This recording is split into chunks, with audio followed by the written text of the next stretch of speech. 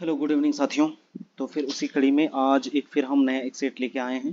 तो चलिए इसको हम लोग डिस्कस करते हैं। इसमें हम लोग देखेंगे झारखंड जीके के कुल 40 प्रश्न, जीके के 30 प्रश्न और साइंस के 20 प्रश्न और कंप्यूटर को भी आज हम लोग इसमें देख लेंगे। ठीक है, तो चलिए समय को खराब ना करते हुए पहला क्वेश्चन जो है दोस्तों कि निम्न में से कहाँ के क्रांतिकारी आंदोलन का गहरा प्रभाव झारखंड में पड़ा था। तो इसका जो है दोस्तों सही आंसर हो जाएगा बंगाल का। ठीक है, बंगाल के जो आंदोलन हुआ था उसका गहरा प्रभाव कहाँ पे पड़ा था, ये झारखंड में भी पड़ा था। अगला है मौलाना अबुल कलाम आज़ाद को नज़रबंद करने के लिए कलकत्ता से रांची कब लाया गया था। ठीक है, मौलाना अबुल कलाम आज़ाद को यहाँ पे नज़रबंद किया गया था। तो ये उनको 1916 में, जो यहाँ पे 1940 में जो अधिवेशन होता है कांग्रेस का, 1940 का जो कांग्रेस अधिवेशन होता है उसकी अध्यक्षता जो है वो मौलाना अबुल कलाम आज़ाद ने ही किया था। ठीक है, और वो कांग्रेस का 53वां अधिवेशन रहता है। चलिए आगे हम लोग देखेंगे। और मौलाना कलाम आज़ाद ही भारत के पहले शिक्षा मंत्री थे। ठीक है, भारत के पहले शिक्षा मंत्री कौन है, मौलाना अबुल कलाम आज़ाद। नेक्स्ट हम लोग देखेंगे मुक्ति वाहिनी सेवा के संस्थापक कौन थे। ठीक है, तो मुक्ति वाहिनी सेवा के संस्थापक कौन थे, ठाकुर विश्वनाथ सहदेव। ठीक है, इसका आंसर सी हो जाएगा, ठाकुर विश्वनाथ सहदेव 1857 के विद्रोह से संबंधित है और यही जो है वो मुक्ति सेवा के संस्थापक थे। ठीक है, चलिए आगे अगला क्वेश्चन हम लोग देखेंगे। 1857 के विद्रोह में नीलांबर पीताम्बर का साथ किस जनजाति ने दिया था। तो नीलांबर पीताम्बर का यहाँ पे चेरो जनजाति ने दिया था। दोस्तों अगर नीलांबर पीताम्बर की हम लोग बात करें तो 1857 के क्रांति से ये संबंधित है और ये नीलांबर पीताम्बर कहाँ से है, तो पलामू से संबंधित है। कहाँ से, पलामू से। और इन्हीं के नाम पे नीलांबर पीताम्बर विश्वविद्यालय जो है वो कहाँ पे है, पलामू में है। ठीक है, चलिए नीला पीला पलामू। और पलामू से ही कट के गढ़वा अलग हुआ है और पलामू से ही कट के लातेहार अलग हुआ है। पलामू एक परमंडल है दोस्तों जो यही 3 जिलों से मिलकर बना है, गढ़वा पलामू और लातेहार। ठीक है, गढ़वा पलामू और लातेहार। अगला देखेंगे कार्तिक उरांव के पिता का नाम क्या था। तो कार्तिक उरांव के पिता का नाम था जबरा उरांव। क्या था, जबरा उरांव। इसका आंसर जो है दोस्तों सी हो जाएगा। ठीक है, आगे हम लोग देखेंगे झारखंड के किस जिले में झारखंड धाम मंदिर स्थित है। ठीक है, झारखंड धाम मंदिर। तो झारखंड धाम मंदिर कहाँ पे है, गिरिडीह में।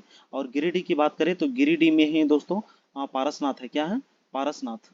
और पारसनाथ में जो जैन धर्म के टोटल 24 तीर्थंकरों में से 20 तीर्थंकरों को यहीं पे मोक्ष की प्राप्ति और निर्वाण की प्राप्ति हुई थी। ठीक है, 24 में से 20, जिसमें से 23वें जो है वो पार्श्वनाथ है और 24वें कौन है, महावीर जैन है। ठीक है, चलिए अगला क्वेश्चन है। रांची में अगर मंदिरों की बात की जाए तो पहाड़ी मंदिर रांची में है, देवड़ी मंदिर रांची में है, बोड़िया मंदिर कांके रांची में है। ठीक है, और सूर्य मंदिर रांची में है। जगन्नाथ मंदिर की बात करें तो वो भी रांची में है। ठीक है, चलिए अगला क्वेश्चन है छऊ नृत्य झारखंड के किस जिले में प्रचलित है। तो छऊ नृत्य जो दोस्तों सरायकेला खरसावां, इसका आंसर क्या हो जाएगा, सरायकेला खरसावां। और छऊ नृत्य को अंतर्राष्ट्रीय प्रदर्शन 1938 में किया गया था। कब, 1938 में। किन्होंने किया था, तो सुधेंद्र नारायण। किनके द्वारा, सुधेंद्र नारायण के द्वारा 1938 में इसका प्रदर्शन जो है अंतर्राष्ट्रीय लेवल पर किया गया था। छऊ नृत्य जो है दोस्तों एक प्रकार का ओजपूर्ण नृत्य है। इसमें है मुखौटा पहन के नृत्य किया जाता है। ठीक है, इसमें मुखौटा पहन के नृत्य किया जाता है। ये झारखंड का सबसे मशहूर लोक नृत्यों में से एक है। अगला क्वेश्चन है बांसुरी, शहनाई, सिंघा, निशान, शंख तथा मदन भेरी किस प्रकार के वाद्य यंत्र है। तो ये दोस्तों सुशीर वाद्य यंत्र है। जितने भी वाद्य यंत्र जिसको फूंक के बजाया जाता है उन्हें सुशीर वाद्य यंत्र कहा जाता है। ठीक है, तो बांसुरी को फूंक के बजाया जाता है, सिंघा को फूंक के, जो सींग से बनता है, फूंक के बना, सनाई या इसको सनाई बोलिए या सहनाई बोलिए, ये भी जो है इसको फूंक के बजाया जाता है। शंख को फूंक के बजाया जाता है, मदन भेरी को फूंक के बजाया जाता है। तो ये सब जो है सुशीर वाद्य यंत्र के अंतर्गत आता है। घन के अंतर्गत आता है जिसको हम लोग ढोल के ठोंक के और पीट के बजाते हैं। जैसे ढोल हो गया, मांदर हो गया, झाल हो गया, करताल हो गया, इस सबको हम लोग पीट के बजाते हैं। इसे घन वाद्य यंत्र के नाम से जाना जाता है। तंतु की बात करें तो जिसमें तार होता है, जिसमें तार का प्रयोग किया जाता है, जैसे एक तारा हो गया, वीणा हो गया, ये सब जितने भी हैं, या तो फिर केंद्रा हो गया, ये सब जो है ये तंतु वाद्य यंत्र है, इसमें तार लगा हुआ होता है। चलिए अगला क्वेश्चन देखेंगे कि एक कहानीकार, उपन्यास, हास्य व्यंग्यकार तथा नाटककार के रूप में महत्वपूर्ण स्थान रखने वाले राधा कृष्ण का जन्म कब हुआ था। तो राधा कृष्ण जन्म जी का जन्म हुआ था 18 सितंबर 1910 को। ठीक है, 18 सितंबर 1910 को इनका जन्म हुआ था। इसका आंसर ऑप्शन नंबर ए हो जाएगा। ठीक है, ऑप्शन नंबर ए बिल्कुल करेक्ट आंसर हो जाएगा।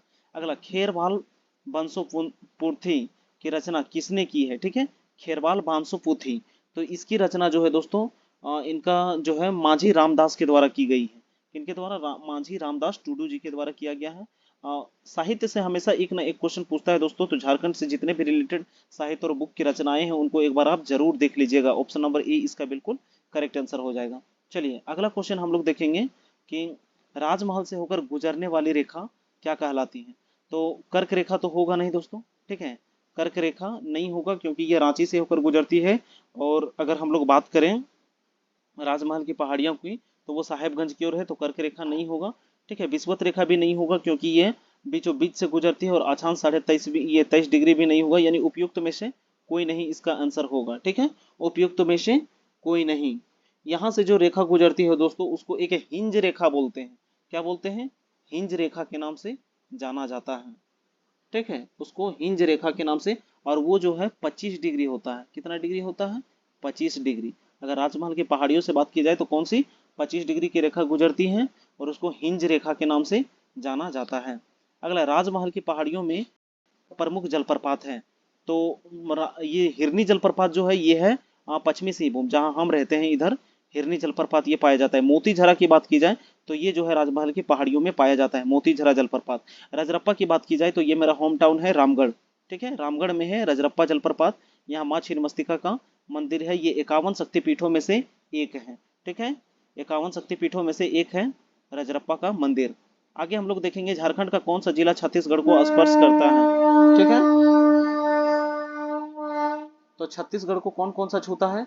गढ़वा, लातेहार, गुमला और सिमडेगा। ठीक है, गढ़वा, लातेहार, गुमला और सिमडेगा। तो इनमें से ऑप्शन मेरे पास यहाँ पे क्या है? गढ़वा है। तो इसका आंसर क्या हो जाएगा? ए हो जाएगा, गढ़वा। ठीक है, ए इसका बिल्कुल करेक्ट आंसर हो जाएगा। आगे हम लोग देखेंगे गुमानी नदी 126.40 किलोमीटर की दूरी तय करने के बाद किस नदी में जाकर मिल जाती है?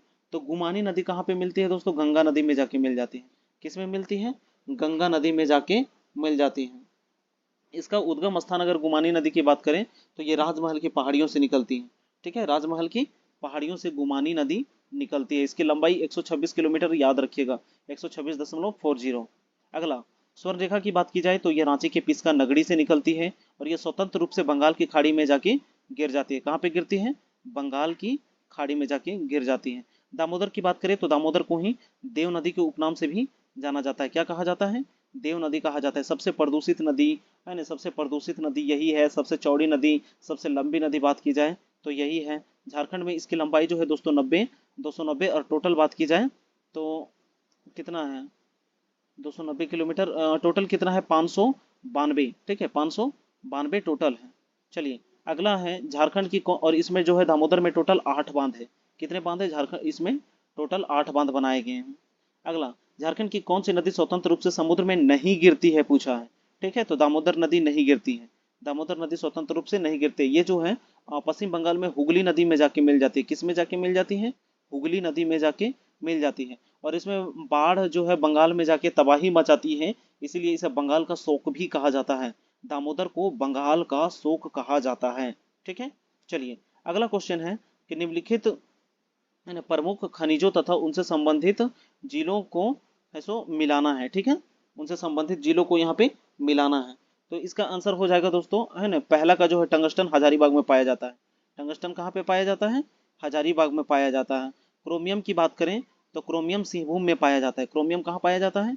सिंहभूम में पाया जाता है। अभ्रक की बात करें तो अभ्रक कोडरमा में पाया जाता है। ठीक है, और एक बच गया सोडियम लवण, तो ये कहाँ हो जाएगा? संथाल परगना। तो पहला का 4, तो पहला का 4 एक ही ऑप्शन है, किसमें है? ऑप्शन नंबर ए में है। ठीक है, ऑप्शन नंबर ए में है, तो ए इसका बिल्कुल करेक्ट आंसर हो जाएगा। ठीक है, चलिए अगला क्वेश्चन है अमानत बैराज परियोजना का निर्माण कहाँ किया जा रहा है? ठीक है, अमानत बैराज परियोजना का निर्माण कहाँ किया जा रहा है? तो यहाँ पे 4 ऑप्शन है, कोडरमा, रांची, पलामू, साहेबगंज। ठीक है, तो पहले हमको जानना पड़ेगा दोस्तों कि अमानत नदी कहाँ पे बहती है। ठीक है, अमानत नदी कहाँ पे बहती है? तो इसका जो सही आंसर हो जाएगा दोस्तों वो कहाँ पे हो जाएगा? पलामू में। ठीक है, पलामू नदी जो पलामू में है ये अमानत बैराज परियोजना बनाई जा रही है। यानी बी इसका बिल्कुल करेक्ट आंसर हो जाएगा। ठीक है, बी इसका बिल्कुल करेक्ट आंसर हो जाएगा। कोडरमा में अभी हम लोग जाने यहाँ पे सबसे ज्यादा क्या पाया जाता है? माइका। ठीक है, अभ्रक सबसे ज्यादा यहीं पे पाया जाता है। तसर ये ला अनुसंधान केंद्र रांची के नामकुम में है। एचईसी जो है वो नामकुम में है। ठीक है, साइंस सिटी कहाँ पे है? रांची में है। एचईसी रांची में है, नामकुम में नहीं है। और चलिए अगला है, झारखंड में कब से इंडियन कॉपर कॉम्प्लेक्स तांबा खनन कार्य किया जा रहा है ना? तांबा का खनन कार्य कब से किया जा रहा है? तो तांबा के लिए जो है दोस्तों पूर्वी सिंहभूम फेमस है। ठीक है, यहाँ पे 1924 से किया जा रहा है। कब से? 1924 इसका बिल्कुल करेक्ट आंसर हो जाएगा। और तांबा के लिए झारखंड में जो सबसे फेमस जगह है वो क्या है? घाटशिला। क्या है? घाटशिला। ठीक है, चलिए अगला क्वेश्चन है, झारखंड में सोनारी हवाई अड्डा कहाँ पे स्थित है? सोनारी हवाई अड्डा झारखंड में कहाँ पे स्थित है? तो सोनारी कहाँ पे है दोस्तों? एक सोनारी तो ऐसे जमशेदपुर में है, लेकिन हवाई अड्डा की यहाँ पे बात की है तो सोनारी हवाई अड्डा यहाँ पे बोकारो इसका करेक्ट आंसर हो जाएगा। क्या हो जाएगा दोस्तों? बोकारो इसका बिल्कुल करेक्ट आंसर हो जाएगा। सी नंबर इसका बिल्कुल करेक्ट आंसर हो जाएगा। रांची में भी अंतर्राष्ट्रीय हवाई अड्डा है, बिरसा अंतर्राष्ट्रीय हवाई अड्डा की बात करेंगे। और देवघर में भी अंतर्राष्ट्रीय ये हवाई अड्डा खुल गया है। अगला क्वेश्चन है, खरीफ फसल के अंतर्गत झारखंड की दूसरी है ना कौन सी फसल है? तो खरीफ फसल की बात की है और दूसरी सबसे ज्यादा यहाँ पे क्या है? मकई। क्या हो जाएगा दोस्तों? यहाँ पे मकई इसका बिल्कुल करेक्ट आंसर हो जाएगा। अगला, झारखंड में औद्योगिक क्षेत्रीय विकास प्राधिकरण की कुल संख्या कितनी है? तो टोटल 4 है। कितने हैं? ये इसका बिल्कुल करेक्ट आंसर हो जाएगा। टोटल यहाँ पे कितने हैं विकास प्राधिकरणों की बात की जाए तो ये 4 है। ठीक है, टोटल 4 है। कमेंट कीजिएगा कौन कौन सा है सीक्वेंस में, चारों कमेंट करके बताइएगा कि कौन कौन से औद्योगिक क्षेत्रीय विकास प्राधिकरण है। अगला, झार भारत भारत सरकार ने झारखंड में मेगा हैंडलूम क्लस्टर को स्वीकृति प्रदान की है। राज्य के किस एक प्रमंडल के सभी जिलों में मेगा क्लस्टर सेंटर आच्छादित हैं? तो इसका जो है बिल्कुल सही आंसर हो जाएगा दोस्तों, ये संथाल परगना में। कहाँ पे? संथाल परगना बिल्कुल इसका करेक्ट आंसर हो जाएगा। मेगा हैंडलूम क्लस्टर को यहीं पे स्वीकृति दी गई है। अगला, द्वितीय औद्योगिक नीति के तहत किस स्तर पर भूमि बैंकों का निर्माण लक्ष्य रखा गया था? ठीक है, तो यहाँ पे 4 ऑप्शन है, देखेंगे दोस्तों कौन कौन सा। प्रमंडल स्तर पर, अनुमंडलीय स्तर पर, या जिला या पंचायत। तो इसका जो है दोस्तों आंसर हो जाएगा 23 नंबर का। 23 का बिल्कुल सही आंसर हो जाएगा सी। ठीक है, यानी कि जिला स्तर पर। ठीक है, जिला स्तर पर इसका 23 का जो है बिल्कुल सही आंसर हो जाएगा। ठीक है, अगला, हिंदी विद्यापीठ कहाँ पे है? तो हिंदी विद्यापीठ देवघर में है दोस्तों। ठीक है, डी इसका बिल्कुल करेक्ट आंसर हो जाएगा। हिंदी विद्यापीठ कहाँ पे है? देवघर में। डी इसका बिल्कुल करेक्ट आंसर हो जाएगा। अगला, नरेंद्र सिंह किस खेल से संबंधित है? ठीक है, नरेंद्र सिंह जो है वो किस खेल से संबंधित है? तो नरेंद्र सिंह जो है वो हॉकी से संबंधित है। ठीक है, हॉकी खेल से संबंधित है। और सावित्री पूर्ति हो गया, या सलीमा टेटे हो गया, निक्की प्रधान हो गया, ये सारे खिलाड़ी जो हैं वो हॉकी से संबंधित है।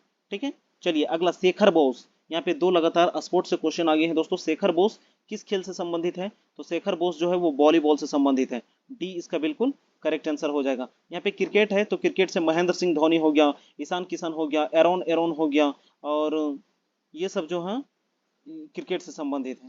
चलिए अगला, टाटा है ना, टाटा लौह इस्पात कंपनी किस जिले में स्थित है? तो ये पूर्वी सिंहभूम में है। ठीक है, इसकी स्थापना जो है, टाटा की स्थापना 1907 में हुई थी। कब? 1907 में जमशेद जी टाटा के द्वारा किया गया था। ठीक है, और ये कहाँ पे है? पूर्वी सिंहभूम में है। पूर्वी सिंहभूम में ही घाटशिला है दोस्तों, जो किस लिए फेमस है? तो तांबा के लिए फेमस है। अगला, किस समूह द्वारा इंडियन एल्यूमिनियम कंपनी का अधिग्रहण कर लिया गया? तो किसके द्वारा इंडियन एल्यूमिनियम कंपनी का अधिग्रहण किया? बिरला कंपनी के द्वारा। किनके द्वारा? बिरला कंपनी के द्वारा इंडियन एल्यूमिनियम कंपनी का अधिग्रहण कर लिया गया। झारखंड में अगर एल्यूमिनियम कंपनी की बात की जाए तो एक ये उद्योग है मुरही में। कहाँ पे है? मुरही में। मुरही में है, उसको हिंडाल्को के नाम से जानते हैं। अगला, बिहार कास्टिक सोडा एवं केमिकल्स कंपनी कहाँ स्थित है? ठीक है, बिहार कास्टिक सोडा और केमिकल्स कंपनी कहाँ पे स्थित है? तो ये दोस्तों पलामू में है। कहाँ पे है? पलामू में बिहार कास्टिक सोडा और केमिकल्स कंपनी है। ठीक है, पलामू से ही कट के गढ़वा और लातेहार अलग हुआ है। पलामू एक प्रमंडल है जिनके अंतर्गत गढ़वा, पलामू और लातेहार ये 3 जिला आते हैं। ठीक है, चलिए अगला क्वेश्चन है, निम्नलिखित कथनों पर विचार कीजिए। ठीक है, heavy engineering corporation HEC Bharat सरकार, रूस और चेकोस्लोवाकिया यानी इनके द्वारा सहयोग से बनाया गया है। तो बिल्कुल सही आंसर है। ठीक है, और झारखंड में उर्वरक का प्रथम कारखाना सिंदरी में। ठीक है, उर्वरक कारखाना पहला जो है सिंदरी में। 1 और 2 इसका दोनों सही हो जाएगा। ठीक है, 30 का ऑप्शन नंबर सी जो है बिल्कुल करेक्ट आंसर हो जाएगा। ठीक है, सी जो है इसका बिल्कुल करेक्ट आंसर हो जाएगा। ठीक है,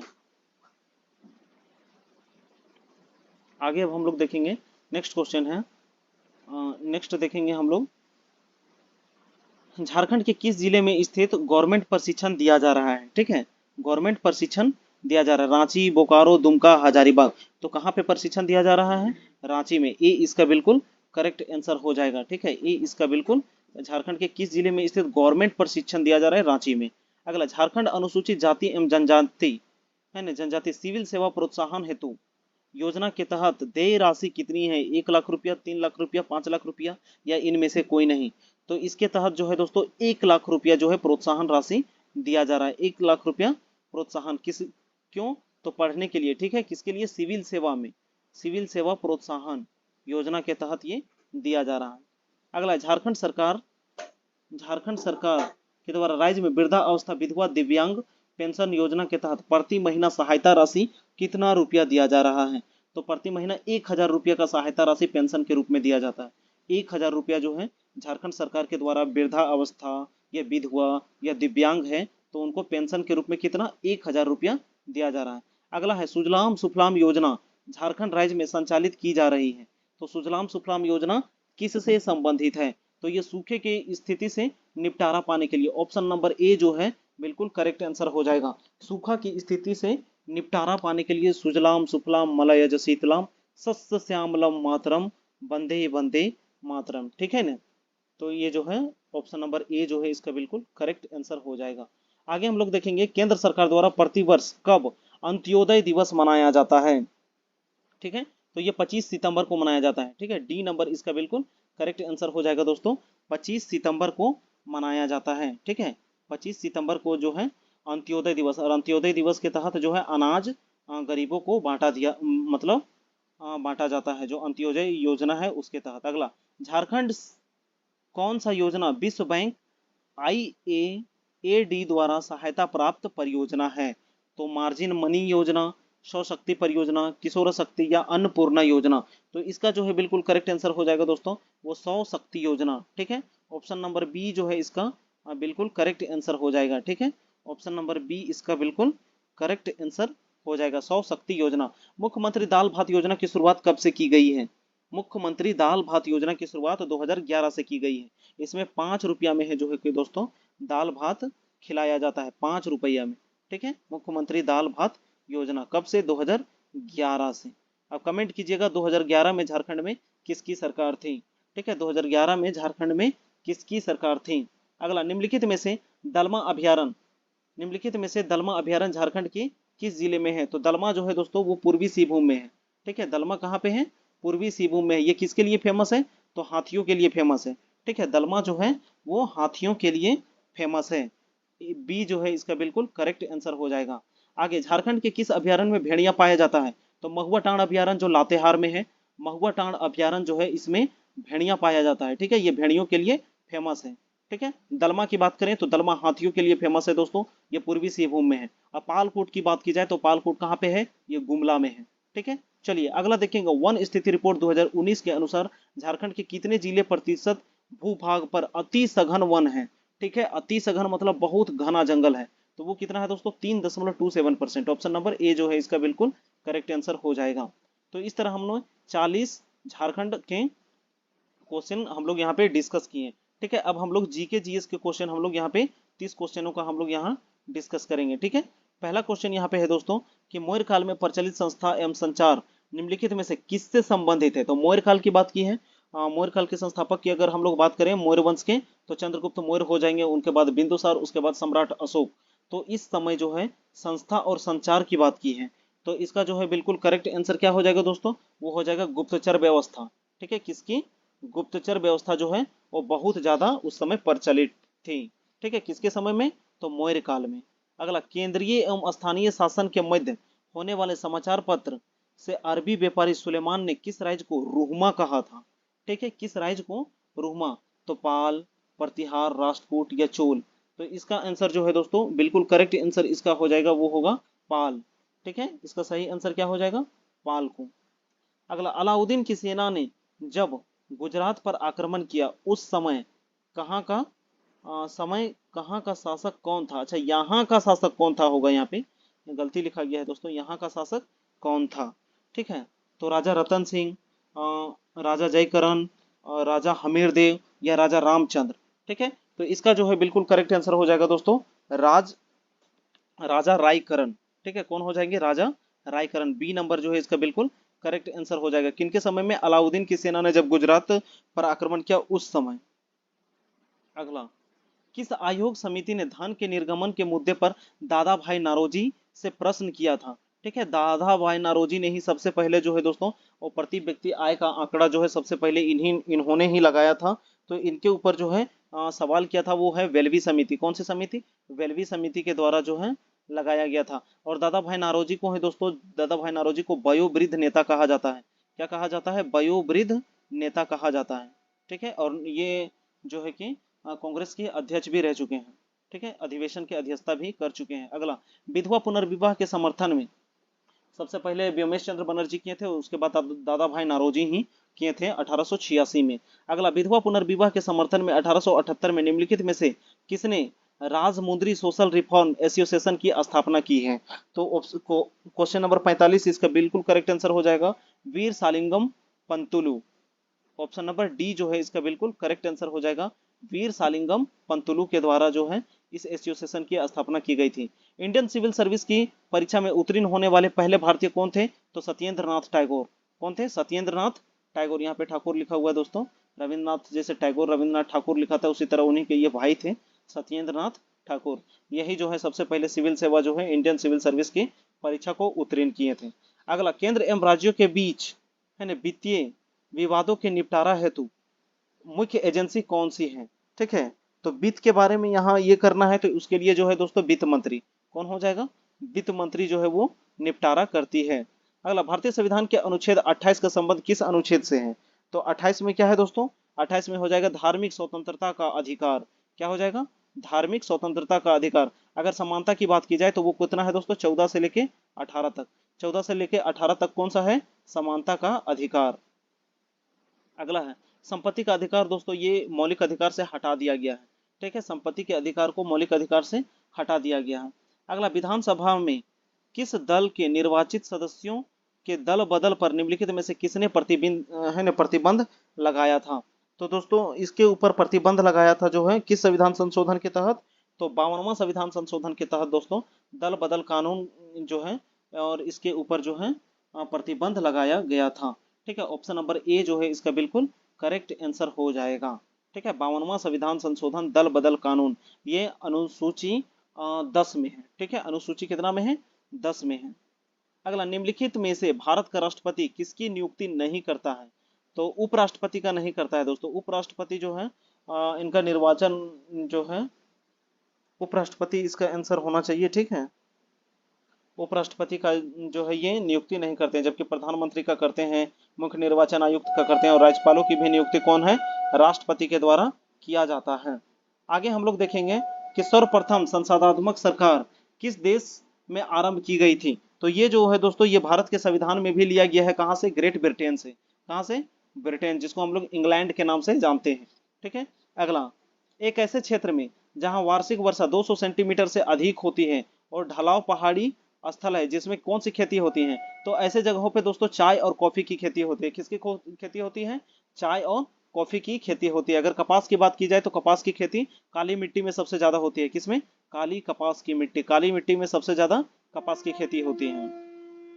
आगे हम लोग बात करेंगे भारत में निम्नलिखित में से किस एक प्रकार का वन प्रारूप में सागौन का वृक्ष है ना वृक्ष स्पीसीज है, यानी किस क्षेत्र का, कैसे क्षेत्र में जो है वो सागौन होता है? तो ये उष्ण कटिबंधीय आर्द्र पर्णपाती वन। ठीक है, उष्ण कटिबंधीय आर्द्र पर्णपाती वन। ऑप्शन नंबर ए जो है इसका बिल्कुल करेक्ट आंसर हो जाएगा। ठीक है, उष्ण कटिबंधीय आर्द्र पर्णपाती वन। अगला, निम्नलिखित में से कौन सी चट्टान प्रणाली भारत में नवीनतम है? ठीक है, कौन सी है जो नवीनतम चट्टान प्रणाली है? तो ये जो है दोस्तों गोंडवाना लैंड। कौन सा? गोंडवाना लैंड की जो चट्टानें हैं वो बिल्कुल नवीनतम क्रम की है। 54 का डी नंबर जो है बिल्कुल सही आंसर हो जाएगा। गोंडवाना लैंड की चट्टानें एकदम नई नवीनतम क्रम की चट्टानें हैं। अगला है 55 नंबर में निम्नलिखित में से कौन सा सुमेलित नहीं है बोला है? ठीक है, तो फिनलैंड की राजधानी दोस्तों हेलसिंकी होती है। बोलिविया की लापाज होता है। इथोपिया का लुसाका नहीं होता है दोस्तों, ये गलत है।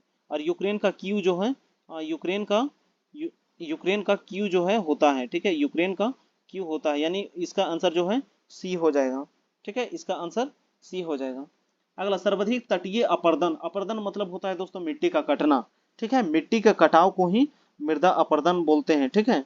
तो सबसे ज्यादा अपर्दन जो है वो किसके कारण होता है, सबसे ज्यादा जो अपर्दन होता है वो किसके कारण होता है, तो ये लहरों से कटता है सबसे ज्यादा, ठीक है, किससे कटता है, जो समुद्र में तट में लहर जो आता है दोस्तों उससे कटता है। अगर ज्वार भाटा की बात की जाए तो ज्वार भाटा दिन में 2 बार आता है और ये सबसे ज्यादा चंद्रमा और सूर्य के गुरुत्वाकर्षण के कारण आता है, ठीक है, सूर्य और चंद्रमा के गुरुत्वाकर्षण के कारण ज्वार भाटा में है कि इसको पानी ऊपर उठता है और नीचे गिरता है, ठीक है, उठना को ज्वार बोलते हैं और गिरना को भाटा बोलते हैं, ज्वार भाटा।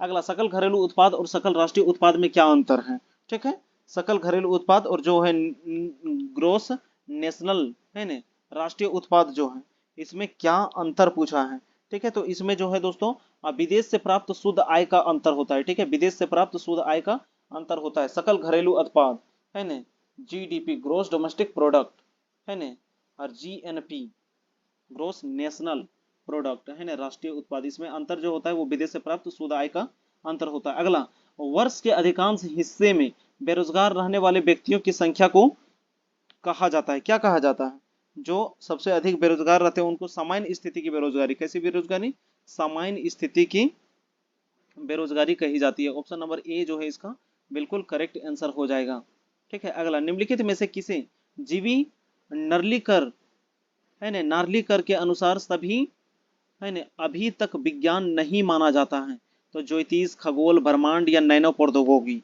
तो इसमें जो है दोस्तों इसका सही आंसर हो जाएगा ज्योतिष को अभी तक जो है साइंस नहीं माना है, ठीक है, ज्योतिष को अभी तक साइंस नहीं माना गया है। ऐसे जो एस्ट्रोनॉमी जो होता है, एस्ट्रोलॉजी में ज्योतिष और एस्ट्रोनॉमी में खगोल पिंड का अध्ययन किया जाता है, ठीक है। अगला, अगला देखेंगे, अंतरिक्ष सुरक्षा एकेडमी कहाँ स्थित है, ठीक है, अंतरिक्ष सुरक्षा एकेडमी कहाँ पे है, माउंट आबू राजस्थान, माउंट आबू राजस्थान, और माउंट आबू में है दिलवाड़ा का जैन मंदिर, सबसे बड़ा जैनियों का मंदिर दिलवाड़ा का जैन मंदिर कहाँ पे है, माउंट आबू में है, ठीक है दोस्तों। नासिक की बात करें तो यहाँ पे अंगूर और प्याज की खेती सबसे ज्यादा होती है, और संतरों के लिए नागपुर, ये सारे जो है महाराष्ट्र में, पुणे भी कहाँ पे है, महाराष्ट्र में है, ठीक है, पुणे भी कहाँ पे है, महाराष्ट्र में है। अगला है 61 नंबर क्वेश्चन, हम लोग देखेंगे कि 19 नवंबर को किस दिवस के रूप में मनाया जाता है, तो 19 नवंबर को विश्व शौचालय दिवस के रूप में मनाया जाता है, क्या है दोस्तों, कि विश्व शौचालय दिवस के रूप में मनाया जाता है। ऑप्शन नंबर सी जो है इसका बिल्कुल करेक्ट आंसर हो जाएगा, ठीक है। चलिए आगे अब हम लोग देखेंगे कि एशिया के धुरी विदेश नीति की रणनीति है, एशिया की धुरी विदेश नीति की रणनीति है यानी किस देश की, तो वो है दोस्तों यूएसए की, किसकी है, यूएसए अमेरिका की। यहाँ पे एशिया की धुरी की बात की है तो इसमें विदेश नीति जो है वो किसकी है, यूएसए की है। अगला, किस राज्य का सचिवालय भवन राइटर्स बिल्डिंग के नाम से जाना जाता है, तो राइटर्स बिल्डिंग के नाम से किसका जाना जाता है, पश्चिम बंगाल का, ठीक है, पश्चिम बंगाल का जो है वो सचिवालय भवन जो है वो राइटर्स बिल्डिंग के नाम से जाना जाता है, राइटर्स बिल्डिंग। अगला है, कल्पना चावला और सुनीता विलियम के बाद अंतरिक्ष में उड़ान भरने वाली तीसरी भारतीय मूल की महिला कौन से है, सिरिसा बांदला, कौन है, सिरिसा बांदला। ऑप्शन नंबर ए जो है इसका 64 का बिल्कुल करेक्ट आंसर हो जाएगा, ठीक है, ऑप्शन नंबर ए जो है बिल्कुल करेक्ट आंसर हो जाएगा। कल्पना चावला जो है कि दोस्तों सबसे पहले, उसके बाद सुनीता विलियम सबसे ज्यादा दिन तक रहने वाली, और उसके बाद जो है सिरिसा बांदला। अगला, नेशनल इंस्टीट्यूट रैंकिंग फ्रेमवर्क 2021 के अनुसार है न अनुसार देश के शीर्ष उच्च शिक्षण संस्थान कौन से हैं, ठीक है, उच्च शिक्षण संस्थान की यहाँ पे बात की है तो वो आईआईटी मद्रास हो जाएगा, क्या हो जाएगा दोस्तों, आईआईटी मद्रास, बी नंबर जो है इसका बिल्कुल करेक्ट आंसर हो जाएगा, ठीक है। अगला, हाल ही में किए गए घोषणा के अनुसार किस अफ्रीकी देश ने 2023 तक बाल विवाह समाप्त करने का लक्ष्य रखा है, तो कौन सा ऐसा देश है जो है बाल विवाह को पूर्ण रूप से समाप्त करेगा, तो दक्षिणी सूडान, कौन सा देश है, दक्षिणी सूडान, सी नंबर बिल्कुल इसका करेक्ट आंसर हो जाएगा। इथोपिया की राजधानी आदिस अबाबा, इथोपिया की राजधानी आदिस अबाबा। अगला है, किस मेट्रो को आवास और शहरी कार्य मंत्रालय द्वारा सर्वश्रेष्ठ यात्री सेवा और यात्री संतुष्टि के लिए सर्वश्रेष्ठ मेट्रो पुरस्कार दिया गया है, तो 67 का बिल्कुल सही आंसर क्या हो जाएगा दोस्तों, दिल्ली मेट्रो को, किसको दिया गया है, दिल्ली मेट्रो को। जितने भी हमारे महानगर हैं जैसे दिल्ली हो गया, मुंबई हो गया, कलकत्ता हो गया, मद्रास हो गया, मद्रास मतलब चेन्नई, इन सभी में क्या है दोस्तों, मेट्रो की सेवा की सुविधा है, ठीक है, मेट्रो की सेवा की सुविधा है। अगला, निम्न मिस्र में आयोजित विश्व की बॉक्सिंग चैंपियन में अंडर 14 में किस भारतीय ने पदक जीता था?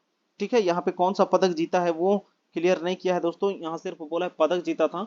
तो वो कौन से थे? तजामुल इस्लाम। कौन से थे? तजामुल इस्लाम। ऑप्शन नंबर ए जो है इसका बिल्कुल सही आंसर हो जाएगा। ठीक है, तजामुल इस्लाम। उसके बाद अक्टूबर 2021 में मालदीव में आयोजित सैफ चैंपियन 2021 का खिताब किस देश ने जीता था? तो ये जो है दोस्तों 69 का इसका बिल्कुल सही आंसर हो जाएगा। कौन?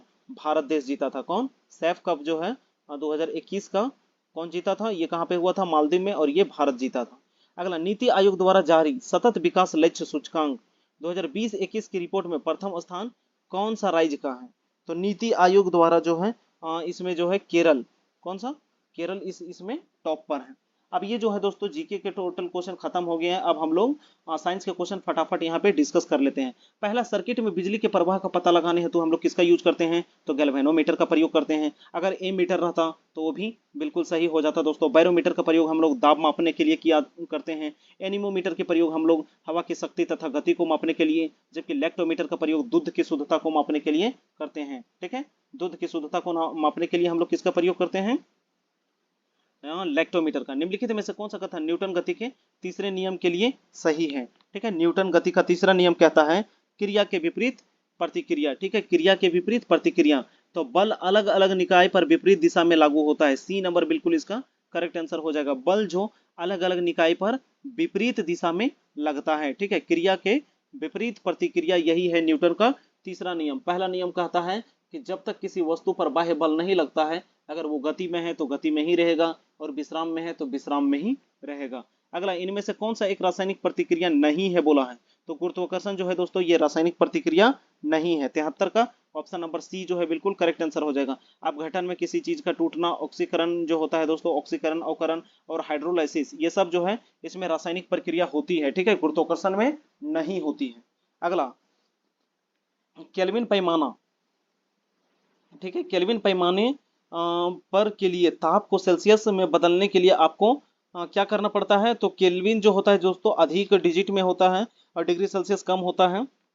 तो क्या करते हैं उसमें घटाते हैं। कितना? 273 को घटा देते हैं। ठीक है, ऑप्शन नंबर ए जो है इसका बिल्कुल करेक्ट आंसर हो जाएगा। कितना घटाते हैं? 273 को। अगला, प्रति सेकेंड इकाई क्षेत्र से गुजरने वाली ध्वनि ऊर्जा की मात्रा को क्या कहते हैं? ध्वनि की तीव्रता। क्या कहते हैं? ध्वनि की तीव्रता। और इसको मापते किससे है? डेसीबल। ठीक है, इसको किससे मापते हैं? डेसीबल में मापते हैं। ठीक है, चलिए अगला है, निम्नलिखित वैज्ञानिक में से किसने स्थिर अनुपात का नियम दिया था? तो स्थिर अनुपात का नियम दिया था जोसेफ फ्रॉस्ट ने दिया था। ठीक है, इसका 76 का बिल्कुल सही आंसर बी हो जाएगा। ठीक है, 76 का सही आंसर हो जाएगा जोसेफ फ्रॉस्ट, बी इसका बिल्कुल करेक्ट आंसर हो जाएगा। इनके द्वारा जो है स्थिर अनुपात का नियम दिया गया था। आप कमेंट कीजिएगा दोस्तों गुणित अनुपात का नियम किसने दिया था? ठीक है, गुणित अनुपात का नियम किसने दिया था? अगला, निम्नलिखित में से किस वैज्ञानिक ने सुझाव दिया था कि तत्वों के प्रतीकों का निम्न निर्माण तत्वों के नाम के एक या दो अक्षर से किया जा सकता है? ठीक है, ऐसा किन्होंने सुझाव दिया था? तो यहाँ पे ऑप्शन दिए हुए हैं दोस्तों, कौन कौन है? बर्जिलियस, डाल्टन, डेमोक्रेटिस या लोवेजियर। तो इसका सही आंसर हो जाएगा दोस्तों, कौन दिए थे? बर्जिलियस का ये आइडिया था। ठीक है, बर्जिलियस के द्वारा कहा गया था या तो उसका एक अक्षर या दो अक्षर से उसका जो है प्रतीक का निर्माण किया जाना चाहिए। अगला, जिस परमाणु की बाह्यतम कक्षा में इलेक्ट्रॉनों की संख्या पूर्ण होती है उसकी संयोजकता 0 होती है। क्या होती है? 0 होती है। जितने भी इनर्ट गैस है दोस्तों, जितने भी इनर्ट गैस है, जैसे हीलियम हो गया, नियोन हो गया, ये सब जो है किनारे में जिसका 8 एकदम संपूर्ण हो जाता है, वो जो है इनर्ट गैस कहलाता है। क्या कहलाता है? इनर्ट गैस कहलाता है। ये किसी के साथ जल्दी अभिक्रिया नहीं करते हैं। अगला है, आधुनिक आवर्त सारणी में एक टेढ़ी मेढ़ी रेखा किसको किसको अलग करती है? ठीक है, जिग जैग लाइन इसको बोलते हैं। क्या बोलते हैं दोस्तों? Zig zag line. ये धातु को अधातु से अलग करता है। ठीक है, धातु को अधातुओं से अलग करता है, उसे जिग जैग लाइन कहते हैं। ठीक है, हैलोजन में है कि दोस्तों आयोडीन, क्लोरीन, ब्रोमीन, ये सब जो है आयोडीन में, ये हैलोजन समूह में आ जाता है। ठीक है, हेलो है ना, क्लोरीन, ब्रोमीन, आयोडीन, ये सब जो है किस में आता है? हैलोजन समूह में आता है। अगला है, कौन सा तत्व का गलनांक और क्वथनांक सबसे उच्च होता है? तो इसमें जो है दोस्तों टंगस्टन। इसका सही आंसर क्या हो जाएगा दोस्तों? टंगस्टन। ये जो है बहुत अधिक ताप पर बल्ब में यूज किया जाता है। बहुत अधिक ताप में ये क्या होता है कि पिघलता है। गलनांक इसका जो है और क्वथनांक उच्च होता है। ठीक है, उच्च होता है किसका? टंगस्टन का। ये बिजली के बल्ब में फिलामेंट के रूप में यूज किया जाता है। किसके रूप में दोस्तों? फिलामेंट के। रीढ़ को निम्नलिखित में से किस रूप में जाना जाता है? तो मेरुदंड कहा जाता है। क्या कहा जाता है? मेरुदंड कहा जाता है। रिब्स जो है दोस्तों, ये बरहड्डी को बोला जाता है। जो 12 गो हड्डी यहाँ जो पसली पिंजर वाला होता है ना, उसको रिब्स कहा जाता है। ठीक है। फीमर की बात करें तो फीमर जो है वो जांघ की हड्डी, जो सबसे लंबी हड्डी होती है, उसे फीमर कहा जाता है। और सबसे छोटी हड्डी की बात करें तो वो कौन सी है? अस्टेफिस। कौन सी है वो? अस्टेफिस। ठीक है। सबसे छोटी ये कहाँ पे पाया जाता है? कान में। चलिए अगला है, कौन सा हार्मोन रक्त शर्करा को बहुत कम होने से बचाता है? तो रक्त शर्करा के लिए कौन काम करता है दोस्तों? ये है ग्लूकागॉन। क्या हो जाएगा? ग्लूकागॉन जो है वो कम होने से बचाता है। इंसुलिन की बात करें तो अगर इंसुलिन जो है, इंसुलिन की कमी से हमारे शरीर में मधुमेह नामक रोग होता है, जिसको शुगर पेशेंट बोलते हैं, या तो है सो चीनी रोग भी बोलता है, या डायबिटीज का बीमारी या डायबिटीज का पेशेंट जो है बोलते हैं। किसकी कमी से? इंसुलिन की कमी से होता है। एंड इंसुलिन कहाँ से निकलता है? तो ये निकलता है बीटा कोशिका। ठीक है। जो लैंगरहैंस जो होता है वहां से निकलती है, अग्नाशय से, जिसको पेन क्रियाज भी बोला जाता है। ठीक है। पेन क्रियाज बोला जाता है, अग्नाशय से निकलता है। अग्नाशय। अगला है, आपातकाल स्थिति के दौरान कौन सा हार्मोन उत्सर्जित होता है? तो एड्रिनल। ठीक है। एड्रिनल हार्मोन जो होता है इसे आपातकाल में निकलता है। इसको बोला जाता है लड़ो या उड़ो हार्मोन। ठीक है। लड़ो या उड़ो हार्मोन बोला जाता है। ठीक है। लड़ो या उड़ो हार्मोन बोला जाता है किसको? एड्रिनल को। ठीक है। यह आपातकाल स्थिति या अचानक से जब कोई भयभीत होता है तब ये जो है कि रिलीज होता है। ठीक है। उत्सर्जित उसी टाइम पे होता है। अगला, यदि खाली घर शामिल हो तो और भी अधिक विविधता उत्पन्न होती है। तो सबसे ज्यादा कैसे कंडीशन में विविधता उत्पन्न होती है दोस्तों? जो लैंगिक प्रजनन होता है। ठीक है। लैंगिक प्रजनन में, लैंगिक प्रजनन में होता है नर और मादा का मिलन होता है दोस्तों। ठीक है। तो ऐसे में जो है अधिक विविधता उत्पन्न होती है। ठीक है। सबसे ज्यादा विविधता लैंगिक प्रजनन में ही होता है। ठीक है। अगला है, मासिक धर्म के कारण योनि में रक्त किस कारण बहता है? ठीक है। तो इसका बिल्कुल सही आंसर हो जाएगा दोस्तों, वो हो जाएगा गर्भाशय के परत के टूटने से। ठीक है। गर्भाशय के परत के टूटने से है जो दोस्तों वो रक्त स्राव होता है, खून बहता है। अगला, निम्नलिखित में से कौन सा नाइट्रोजन फिक्सिंग बैक्टीरिया है? तो नाइट्रोजन के लिए दोस्तों राइजोबियम। क्या होता है? राइजोबियम। 86 का जो है बी नंबर बिल्कुल करेक्ट आंसर हो जाएगा। ये नाइट्रोजन स्थिरीकरण में भी सहायता करती है। कौन? राइजोबियम। ठीक है। अगला देखेंगे, खाली घर में असमान अनुजात कोशिकाओं का उत्पादन होता है। ठीक है। खाली घर में असमान अनुजात कोशिकाओं का उत्पादन होता है। तो किसमें? विभंजन, बीजाणु जनन, मुकुलन या विखंडन। तो इसका बिल्कुल करेक्ट आंसर हो जाएगा दोस्तों 87 का मुकुलन में। किसमें हो जाएगा दोस्तों? मुकुलन। इसको बडिंग भी बोलते हैं, बडगिंग। ठीक है। निम्नलिखित में से कौन सा भाग वनस्पति जनन में हिस्सा नहीं लेता है? पत्ता, जड़, तना, फूल। यहाँ तो ये भी नहीं लेता है, ये भी नहीं लेता है, ये भी नहीं लेता है। निम्नलिखित में से कौन सा भाग वनस्पति जनन में हिस्सा, भाग यहाँ पे लेता है होना चाहिए, नहीं ये नहीं होना चाहिए दोस्तों। यानी इसका सही आंसर जो होगा सिर्फ फूल होगा। ठीक है। फूल जो है भाग लेता है इसमें। जो स्त्री केसर, पुंग केसर, बाह्यदल, ये सब जो होते हैं वो सब जनन में भाग लेते हैं। अगला, माइक्रोसॉफ्ट कॉरपोरेशन की स्थापना कब हुई थी? ठीक ठीक है। माइक्रोसॉफ्ट कॉरपोरेशन की स्थापना कब हुई थी? तो इसका जो है बिल्कुल सही आंसर हो जाएगा दोस्तों 1975 में। माइक्रोसॉफ्ट। कौन? Bill Gates. और बिल गेट्स के साथ एक कौन इसके पार्टनर होते हैं वो कमेंट कीजिएगा। ठीक है। अगला, निम्नलिखित में से किस प्रजाति को कश्मीरी हिरन कहा जाता है? ठीक है। किस प्रजाति को कश्मीरी हिरन भी कहा जाता है? तो इसका जो है बिल्कुल सही आंसर हो जाएगा दोस्तों वो हंगूल को। किसको? हंगूल को कहा जाता है। ठीक है। क्या? कश्मीरी हिरन। तो ये दोस्तों हम लोग साइंस के भी 20 क्वेश्चन यहाँ पे देख लिए। अब ये है मैथ के क्वेश्चन। ठीक है। सबसे पहले शंकु का आयतन दिया हुआ, कितना दिया हुआ है? 144 पाई। तो शंकु का आयतन होता है ना, शंकु का आयतन यहाँ से हम लोग फॉर्मूला से देख के यहाँ से आर का वैल्यू यहाँ से हम लोग निकाल लेंगे। और इसकी ऊंचाई आधार की त्रिज्या की दोगुनी है। आधार की त्रिज्या की दोगुनी है तो त्रिज्या का दो गुनी यानी 2r इसका एच हो जाएगा। फॉर्मूला रख के इसको हम लोग बना लेंगे। ठीक है। और यहाँ पे अगला क्वेश्चन है, ओ केंद्र है ने, ओ केंद्र वाले एक वृत्त के है ना पी से उस वृत्त पर स्थित ए बी तक खींची गई दो स्पर्श रेखा पी ए और पी बी 130 है। तो कौन ओ ए बी का मान ज्ञात कीजिए। तो मान लीजिए एक वृत्त है, इसका केंद्र जो है क्या है? ओ है। ठीक है। मान लीजिए यहाँ पे ए है और इधर बी है और स्पर्श रेखा यहाँ पी खींचा गया है। ठीक है। यहाँ से पी इधर खींचा गया है और यहाँ से इधर खींचा गया है। तो फिर यहाँ पे हमको पूछा है ओ ए बी का वैल्यू। ठीक है ना। तो यहाँ बीच में मेरा ओ है, ओ से इधर मिला दीजिए और इसको इधर मिला दीजिए। ठीक है। तो ओ ए बी यानी इस तरह का एक यहाँ पे एंगल जो बनेगा यहाँ पे, ठीक है ना, ये थोड़ा सा और इधर जाता दोस्तों, ठीक है। तो यहाँ पे जो एंगल बनेगा ओ ए बी, ए के पास ये एंगल निकालना है। इसका वैल्यू यहाँ पे दिया हुआ है, कितना दिया हुआ है 130। तो इसको और इसको जोड़ के है दोस्तों 180 होता है। यहाँ 130 है तो यहाँ पे कितना बचा 50। और अगर ये 50 है तो ये भी त्रिज्या, ये भी त्रिज्या, ठीक है, ये भी त्रिज्या और ये भी त्रिज्या है, ठीक है ना। और जब इसको मिलाएंगे तो ये दोनों जो है कि एंगल जो है वो बराबर बनेगा। तो यहाँ पे 50 हो गया, तो इधर और इधर दोनों मिला के त्रिभुज यहाँ पे एक बनेगा, तो उसको मिला के 180 होना चाहिए। तो बचा मेरे पास 130, तो ये भी 65 बनेगा और ये भी 65 बनेगा। ऑप्शन नंबर सी जो है इसका बिल्कुल करेक्ट आंसर हो जाएगा, ठीक है। सी जो है इसका बिल्कुल करेक्ट आंसर हो जाएगा। अगला, किसी अधोलंब स्तंभ की भूमि पर पड़ने वाली परछाई की लंबाई 36 है, तो उस समय सूर्य का उन्नयन कोण थीटा इस प्रकार है कि सेक थीटा इक्वल टू 13/12। तो मान लीजिए यहाँ पे दोस्तों एक त्रिभुज है, ठीक है। क्या बोला है, एक अधोलंब पड़ने वाली परछाई, अधोलंब स्तर पर भूमि, इसको बना लीजिएगा दोस्तों, बहुत इजी क्वेश्चन है, ज्यादा कुछ नहीं। सेक थीटा का वैल्यू निकल है ना, तो 5 12 13 ट्रिपलेट के हिसाब से बनेगा 5 12 13, ठीक है, 5 12 13 से बनेगा। तो यहाँ पे स्तंभ की ऊंचाई दिया हुआ है, नहीं स्तंभ की ऊंचाई निकालना है, परछाई दिया हुआ है, परछाई कितना है 36 है। तो ये परछाई नीचे ये बी हो जाएगा, ये एच हो जाएगा, एच हमेशा बड़ा होता है 13।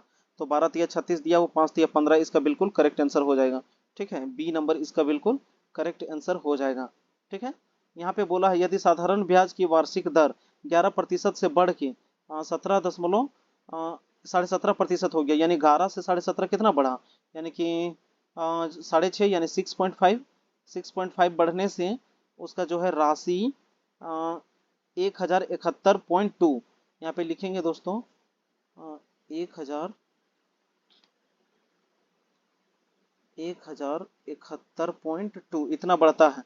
तो यहाँ से पॉइंट हटा, इधर से भी पॉइंट हटा। अब इसको काटेंगे तो 5 से कटेगा 5, 13 बार में, यहाँ पे 5 दूनी 10, 5 एकम 5, यहाँ से 2 निकलेगा 5 चौके 20, है न।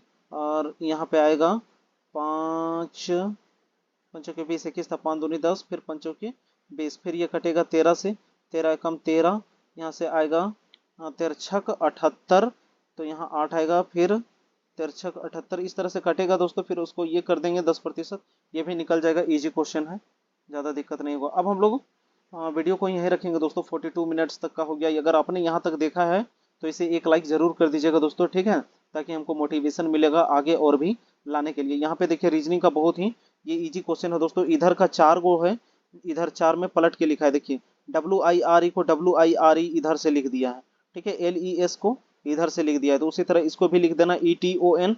तो ETON कहाँ पे, ETON यहाँ पे है, ठीक है, ETON यहाँ पे भी है ना। और ETON इधर नहीं है, यानी या तो बी होगा या तो सी होगा। उसके बाद इधर KOOB होना चाहिए। तो KOOB किस में है, सी नंबर में है, बिल्कुल करेक्ट आंसर हो जाएगा, ठीक है।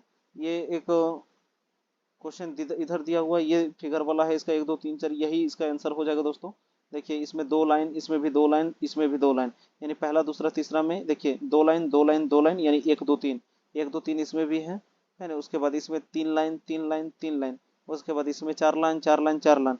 तो इसका ए इसका बिल्कुल करेक्ट आंसर हो जाएगा। ये सीटिंग अरेंजमेंट का क्वेश्चन दिया हुआ इजी है, बन जाएगा, ठीक है। हाँ ये भी बन जाएगा। चलिए, रीजनिंग बहुत ही अच्छे रहते हैं क्वेश्चन दोस्तों, यहाँ पे आप 20 के 20 क्वेश्चन कर सकते हैं टोटल। हाँ, निम्नलिखित कंप्यूटर में अधिकांश प्रोसेसिंग कहाँ पे होता है, तो कंप्यूटर में जो दोस्तों सबसे ज़्यादा जो है प्रोसेसिंग कहाँ पे चलता है, वो सीपीयू में चलता है, ठीक है। सबसे ज़्यादा जो है प्रोसेसिंग का काम कहाँ पे होता है, सीपीयू में। सी इसका बिल्कुल करेक्ट आंसर हो जाएगा, ठीक है। क्या हो जाएगा, सी इसका बिल्कुल करेक्ट आंसर हो जाएगा। आगे हम लोग देखेंगे निम्नलिखित में से कौन सा प्रबंधक के रूप में कार्य करता है, उपयोग और हार्डवेयर, उपयोगकर्ता और हार्डवेयर के बीच इंटरफेस प्रदान करता है। तो इसका जो है बिल्कुल सही आंसर हो जाएगा दोस्तों, कौन प्रदान करता है, वो है ऑपरेटिंग सिस्टम। क्या है, ऑपरेटिंग सिस्टम।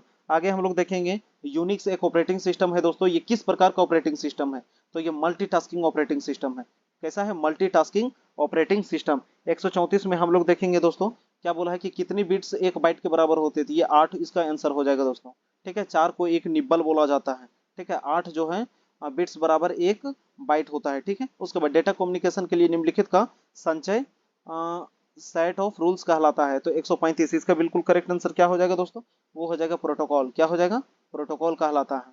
अगला, निम्नलिखित में से कौन सा नेटवर्क सामान्यतः सबसे तेज होता है ना, सबसे तेज यहाँ पे नेटवर्क की बात की है तो वो होता है दोस्तों लोकल एरिया नेटवर्क। कौन सा होता है, लोकल एरिया नेटवर्क। उसके बाद निम्नलिखित में से उस क्षेत्र का नाम बताएं जो कि कंप्यूटर को टेलीफोन लाइन से जोड़ती है। तो मोडम, मॉड्यूलेटर, डीमॉड्यूलेटर। 137 का जो है बी बिल्कुल करेक्ट आंसर हो जाएगा। ठीक है, और यहाँ पे उसका फुल फॉर्म पूछ दिया है दोस्तों मॉडेम का, modulator, demodulator. Option number A जो है इसका बिल्कुल करेक्ट आंसर हो जाएगा। निम्नलिखित में से कौन सा एक सर्च इंजन नहीं है बोला है, तो फ्लिपकार्ट ये एक व्यावसायिक एप्लीकेशन है दोस्तों, इसमें है सो खरीद बिक्री किया जाता है, ये नहीं होगा। अगला, इनमें से कौन सा नेटवर्क प्रोटोकॉल का प्रयोग ईमेल भेजने के लिए किया जाता है, फाइल ट्रांसफर प्रोटोकॉल।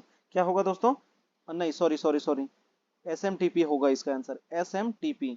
ठीक है, SMTP इसका बिल्कुल करेक्ट आंसर हो जाएगा। 150 में देखेंगे मशीनी लैंग्वेज का प्रयोग मशीनी लैंग्वेज का प्रयोग करती है न्यूमरिक कोड में। ठीक है, किसमें, न्यूमरिक कोड में किया जाता है। इसका ए नंबर बिल्कुल सही आंसर हो जाएगा। ATM का full form automated teller machine, automated teller machine इसका बिल्कुल सही आंसर हो जाएगा। माइक्रोसॉफ्ट वर्ड में हाइफनेशन है ना विकल्प के अंतर्गत उपलब्ध है 148 का। ठीक है, 148 का सही आंसर क्या हो जाएगा दोस्तों, वो हो जाएगा पेज लॉगआउट। क्या हो जाएगा, पेज लेआउट। अगला है, खाली घर का प्रयोग पैराग्राफ के पहले अक्षर को एक अधिक लाइन में फैलाने के लिए किया जाता है। ठीक है, तो किसका प्रयोग किया जाता है दोस्तों, ड्रॉप कैप। किसका प्रयोग, ड्रॉप कैप। सी जो है इसका बिल्कुल करेक्ट आंसर हो जाएगा। अगला है, खाली घर एक प्री डिजाइन डॉक्यूमेंट है जिसमें कोऑर्डिनेटिंग फॉन्ट, लेआउट और बैकग्राउंड होता है, तो वो होगा टेम्पलेट। किसमें होगा दोस्तों, टेम्पलेट इसका बिल्कुल करेक्ट आंसर हो जाएगा।